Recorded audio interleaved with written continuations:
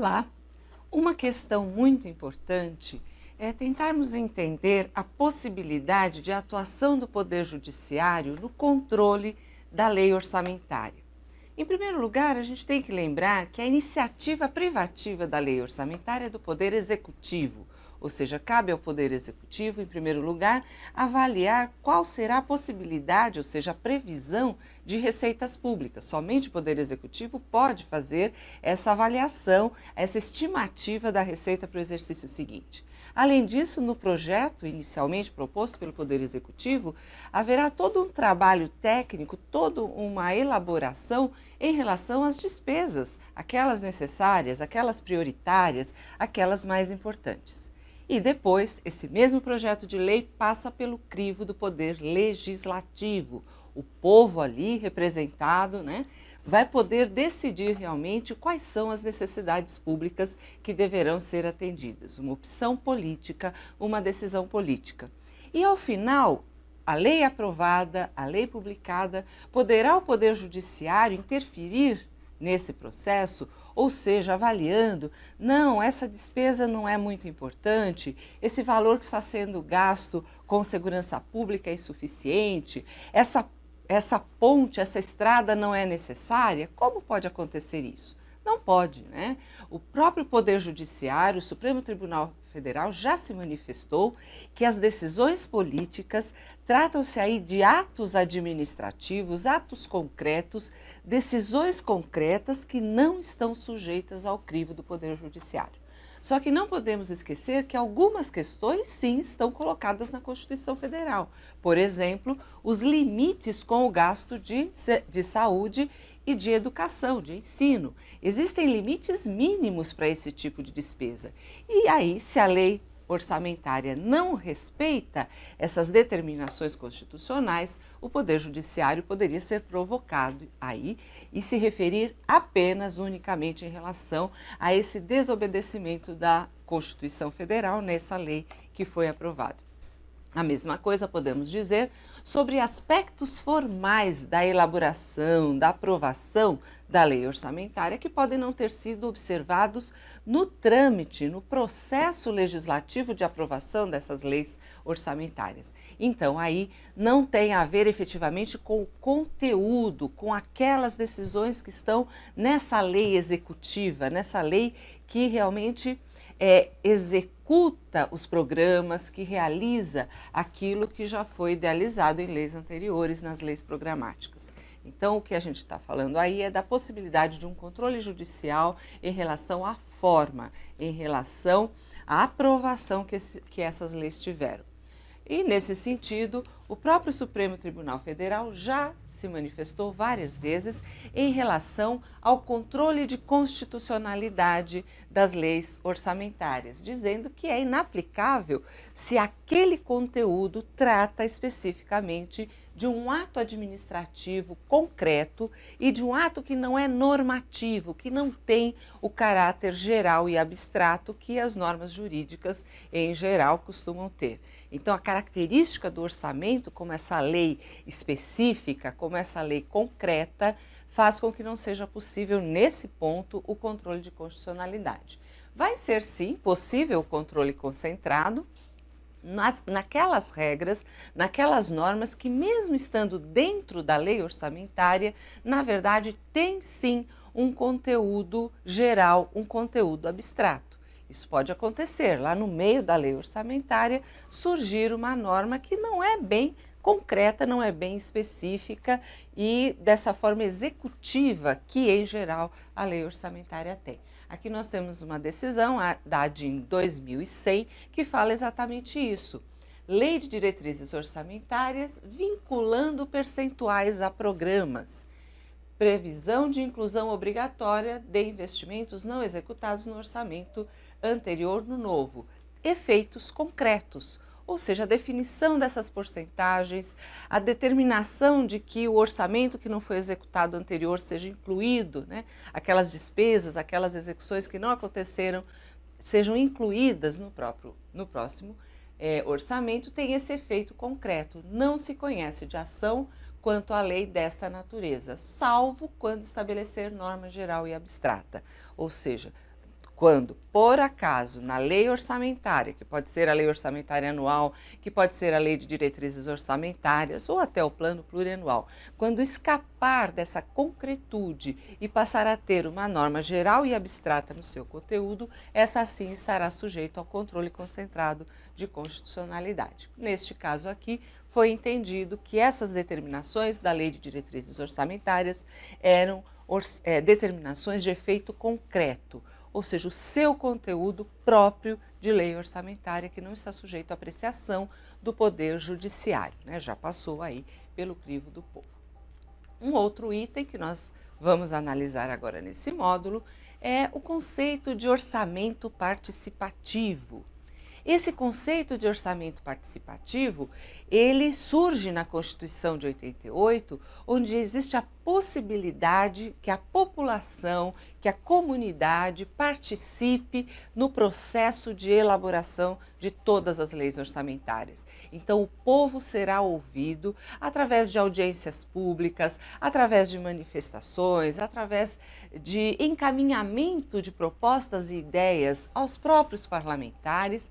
E essa participação do povo cada vez mais vem sendo implementada para tornar a peça orçamentária mais democrática e mais ligada à realidade que a população que vai receber esse resultado do orçamento poderá ter uma efetividade, uma eficácia maior. Então aqui a gente tem as vantagens, né, do orçamento participativo, buscando decisão descentralizada, criando esses conselhos, esse envolvimento popular, para realmente ter uma interferência forte na elaboração da lei orçamentária. Está sendo muito comum a realização de audiências públicas e deslocando aí realmente a atenção para os problemas reais da população. E é um processo aí aberto de discussão para receber essas opiniões, para receber essa participação de toda a população. Necessita ainda de uma regulamentação para esse processo decisório. Uma vez que a população vai atuar, uma vez que a população vai poder interferir, até que ponto essa interferência vai ter realmente uma eficácia de decisão e aquela proposta, aquele encaminhamento que a população deu, vai passar a fazer parte da proposta de lei orçamentária, né? Então esse é o orçamento participativo. Um outro tipo de orçamento é o orçamento base zero. O orçamento base zero é muito utilizado nas empresas, onde a cada ano, a cada período, né, cada empresa vai realizar o seu orçamento como quiser, mas a cada período daquele orçamento vai ser estabelecido toda uma meta e toda uma proposta nova, ignorando tudo que já foi feito nos períodos anteriores. E esse orçamento base zero, então, começou a ser adotado também para os orçamentos públicos. Mas não, foi uma ideia original, uma ideia inicial, que com a evolução do orçamento passou a ser desprezada. Nós não podemos ter um orçamento que se dedique e se vincule unicamente para aquele exercício, esquecendo tudo que já foi feito e não considerando o que vai ser feito depois. Então, o orçamento base zero não está sendo utilizado mais, é muito difícil isso acontecer, porque nós estamos realmente na época de uma evolução muito maior, que é a do orçamento-programa. É esse orçamento-programa que está contemplado tanto na Constituição de 1988, como na Lei de Responsabilidade Fiscal e na Lei 4.320, onde as propostas são estudadas, onde os programas têm duração média, duração longa, essa duração continuada, e tudo aquilo que foi feito para pôr o programa em prática, para se chegar aos objetivos estabelecidos no programa, vai ser considerado tanto nos orçamentos anteriores, como já uma visão do que vai acontecer nos orçamentos seguintes, né? O orçamento público hoje ele é programático, ele é planejado a médio e até longo prazo numa visão, mas na lei a gente sabe que a gente trabalha a médio prazo, porque trabalhamos com o plano plurianual, que tem uma vigência de 4 anos. Então a gente não pode dizer que isso é longo prazo, e sim a médio prazo. E o plano plurianual tem esse desdobramento, aí é um desdobramento da ideia de orçamento-programa para essa programação de 4 anos, e um instrumento de planejamento, como nós falamos. O artigo 165, parágrafo 1º da Constituição, diz que o plano plurianual vai atuar de forma regionalizada, levando em consideração as diferenças regionais do país. Vai determinar diretrizes, objetivos, metas da administração dentro desse período e obrigatoriamente vai ter que prever as despesas de capital e os programas de duração continuada, justamente essas despesas que terão uma duração maior, que necessitam de um prazo maior para que realmente seja eficaz o gasto do dinheiro público, esquecendo aquela ideia que nós vimos de orçamento base zero, que ignora tudo que já aconteceu e não pensa naquilo que vai acontecer depois. A nossa questão trata um pouco dessas características, né, do orçamento, falando ali, né, qual será a opção falsa. A opção falsa é a opção E. Então essa a gente vai falar bem rapidinho, porque está falsa mesmo. O principal critério de classificação do orçamento no Brasil é o critério institucional, onde nós vamos levar em conta apenas a necessidade de cada um dos órgãos dessa instituição, esquecendo o conjunto programático, esquecendo os programas de governo e os programas que são ali privilegiados no plano plurianual e na lei de diretrizes orçamentárias. Não, né? Na verdade, o principal critério de classificação é o programático, é pensar na elaboração do orçamento como execução de um programa, de um planejamento anterior. E as alternativas corretas que a gente vai analisar: o orçamento é o instrumento de ligação entre o planejamento e as funções de execução da organização. Exatamente isso, né? Existe um planejamento anterior e nós temos que executá-lo. A lei orçamentária vai ficar nesse meio, fazendo essa ligação entre planejamento e execução.